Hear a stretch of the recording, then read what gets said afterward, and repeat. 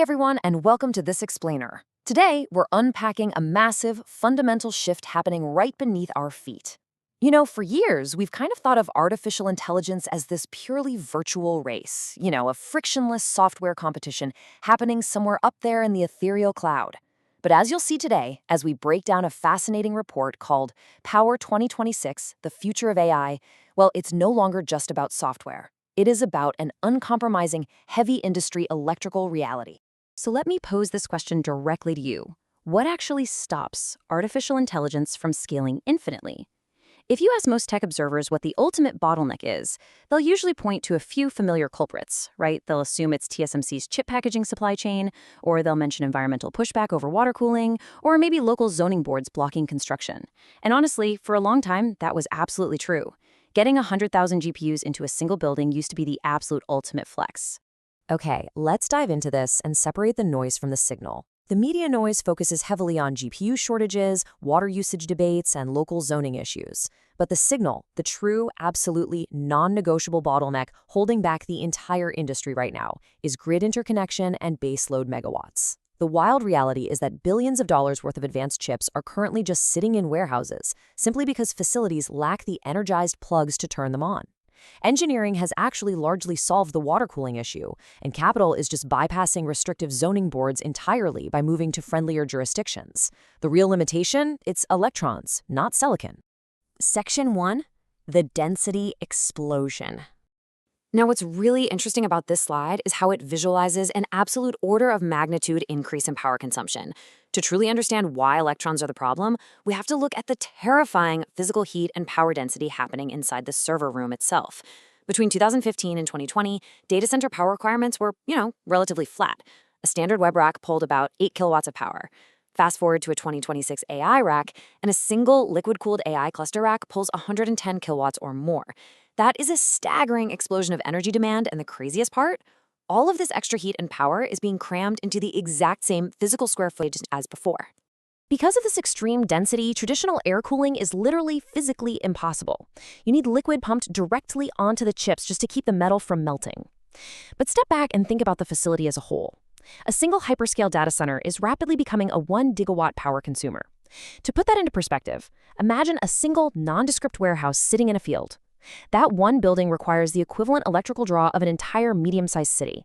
Hundreds of thousands of homes, businesses, and streetlights all funneled into one single facility just to train an AI model. Section 2, the interconnection trap.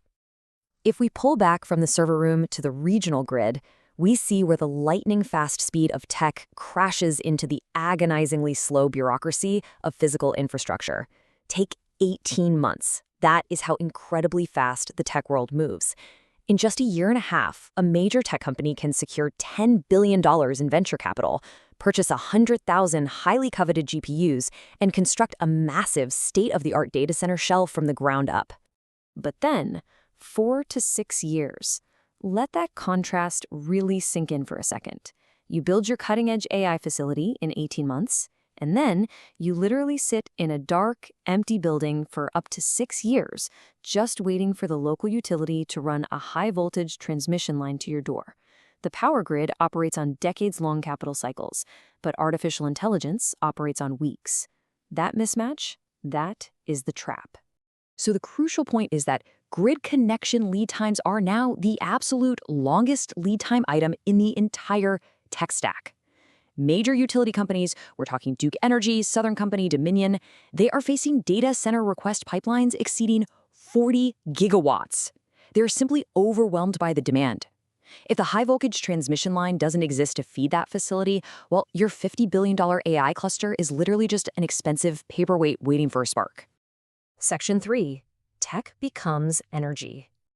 This severe power bottleneck is causing a multi-trillion-dollar geographic and financial realignment right before our eyes. Historically, data centers chased the internet. They built massive hubs in places like Northern Virginia or Frankfurt because, well, that's where the giant fiber optic trunk lines lived. But today, fiber follows power. Hyperscalers are migrating to completely new frontiers. We're talking rural Texas, Wyoming, or literally setting up shop directly behind the meter at existing nuclear power plants. If the utility grid won't bring power to the data center fast enough, the data center is going directly to the generator. $1.4 trillion. We are in the midst of a massive energy supercycle. The scale of capital moving to make this physical reality happen is simply breathtaking. Tech giants like Microsoft, alongside infrastructure megafunds like BlackRock, are realizing they can't just be software companies anymore. They are now co-investing directly in new generation assets. They aren't just buying cloud hardware, they are funding natural gas pipelines, backing massive battery storage projects, and signing unprecedented nuclear power purchase agreements to resurrect dormant reactors. And this brilliantly illustrates how corporate finance has been completely upended. Tech companies are effectively transforming into massive energy utilities to secure their own future. AI data centers are collectively on track to become the 5th largest global energy consumer. Let that wrap around your mind for a second. The global consumption for these facilities is expected to surpass 1,000 terawatt hours. We are witnessing the birth of an industry that will consume more power than entire industrialized nations. Section 4, the baseload imperative. Now, it's not just about the staggering amount of energy being consumed. The specific type of energy generated is exactly as critical. We need to talk about baseload power. Baseload power is firm, continuous, 24/7 energy generation that is completely unaffected by intermittent conditions like wind or sunlight. This distinction is absolutely everything, and it explains exactly why intermittent renewables alone, as incredible as they are for the grid, just cannot sustain this massive AI revolution by themselves. You see, AI workloads aren't like consumer streaming or daytime office internet traffic, which peak and valley throughout the day. Training a frontier model requires months of unbroken, 100% capacity computing.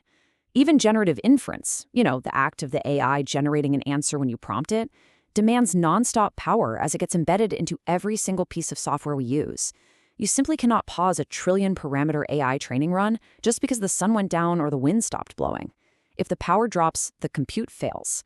Because AI never sleeps, the industry is absolutely starving for firm, 24/7 baseload energy. Section 5, the physical reality of intelligence. As we wrap up this explainer, we really have to check our digital optimism against the sobering, uncompromising reality of the physical layer.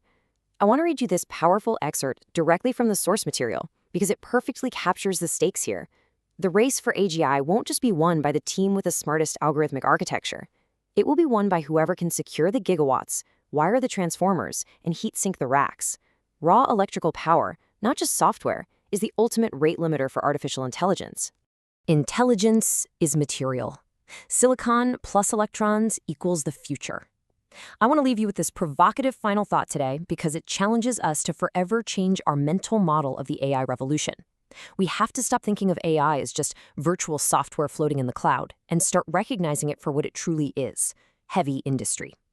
So when you think about the future of intelligence, ask yourself, who is really controlling the power switch? Thanks so much for joining me on this explainer, and I'll catch you in the next one.